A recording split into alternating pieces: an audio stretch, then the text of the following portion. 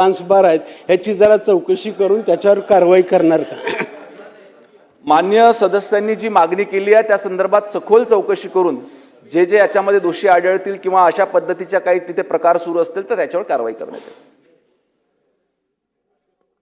अध्यक्ष महोदय, मंत्री महोदयाने लिखित उत्तर दिलेलं आहे, ते तोंडी उत्तर दिलेलं आहे, ते कारवाई करू वगैरे वगैरे हे नेहमीचीच उत्तर असतात, त्यात काही नवीन नाही. पण मंत्री महोदय, आपल्याला आता मुंबईमध्ये कुठे काय डान्स बार वगैरे आहेत का माझ्या आयुष्यात कधी मी बघितले नाहीत, परंतु तुम्ही रात्रीच्या वेळेला एकदा पनवेलला जा आणि दिवसाचे एकदा जाऊन बघा. दिवसाचे संपूर्णपणे अध्यक्ष महोदय ते सगळे धाबे, ते बार, ते हॉटेल्स पूर्णपणे बंद असतात. एकही हॉटेल उघडं नाही. परंतु पनवेलच्या बाजूनं मुख्यमंत्री महोदय तुम्ही रात्रीचा प्रवास करून बघा. हा रात्रीचा प्रवास करत असताना आत बाहेर कुठे जायची गरज नाही, मेन हायवेतच मी बोलतोय. दोन्ही बाजूनं इतक्या सगळा नुसता लखलखाट, ते संपूर्णपणे लाइटिंग, तो सगळा आवाज, ते सगळं पब्लिक, हे रस्त्यावर कुठल्या प्रकारचा ऑर्केस्ट्रा बघायला येतं मंत्री महोदय?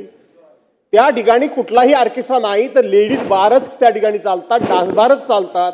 हे खात्रीपूर्वक. आता तुमच्यातला कोणतरी लगेच म्हणजे तुला कसा काय माहिती, तू गेला होतास काय? माझ्या आयुष्यात मी कधी गेलेलो नाही. पण दिवसा एकदा जा आणि रात्री एकदा जा, आपल्याला आपोआप फरक जाणवेल. काही वेगळी चौकशी करण्याची गरज नाही. आणि म्हणून खरोखर जर आपल्याला याच्यावर बंदी आणायची असेल तर आपण या विषयामध्ये एकदा खात्री करून कठोर कारवाई कराल का मुख्यमंत्री महोदय?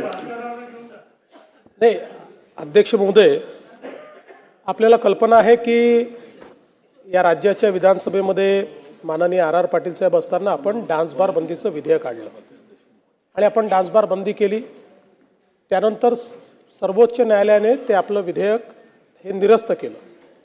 ते निरस्त केल्यानंतर मी मुख्यमंत्री असताना पुन्हा आपण नव्याने विधेयक काढलं आणि पुन्हा डान्स बार बंदी केली. पुन्हा ते सर्वोच्च न्यायालयामध्ये गेलं आणि सर्वोच्च न्यायालयाने ते निरस्त करताना त्यावेळी हे सगळे जे डान्स बारचे मालक आहेत यांनी त्या ठिकाणी असं सांगितलं की आम्हाला डान्स बार नाही, आम्हाला ऑर्केस्ट्रा बार चालवायचे.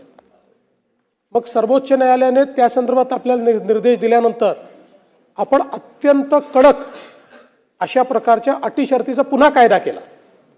ज्या कायद्यामध्ये ही जागा वेगळी असेल, इथे अल्कोहोल विकता येणार नाही, त्याच्यामध्ये पार्टिशन करावं लागेल, अशा सगळ्याचा कायदा आपण केला. पुन्हा सर्वोच्च न्यायालयाने तोही कायदा आपला निरस्त केला.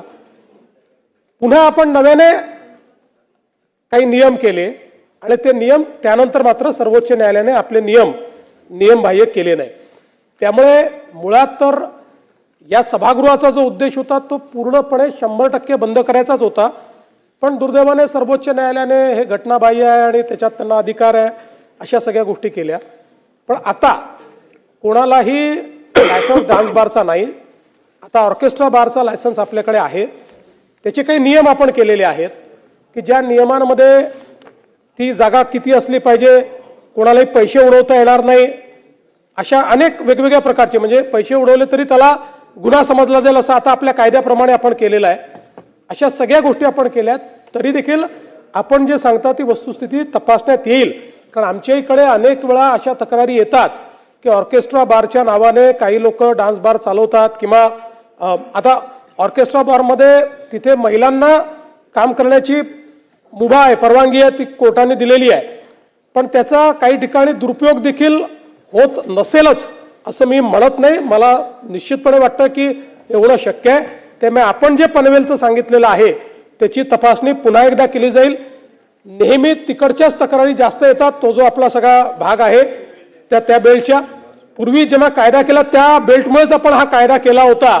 त्यामुळे पुन्हा तिथली तपासणी करण्यात येईल. आणि जसं राज्यमंत्री महोदयांनी सांगितलं की काही आपण आता कारवाई करतो, काही ठिकाणी लायसन्सेस त्यांचे आपण सस्पेंड करतो आपल्या कायद्याप्रमाणे. पण असं लक्षात येतं की सस्पेंड झालं, 15 दिवस बंद ठेवला, पैसे पुन्हा भरले की पुन्हा तशाच पद्धतीनं ते सुरू करतात.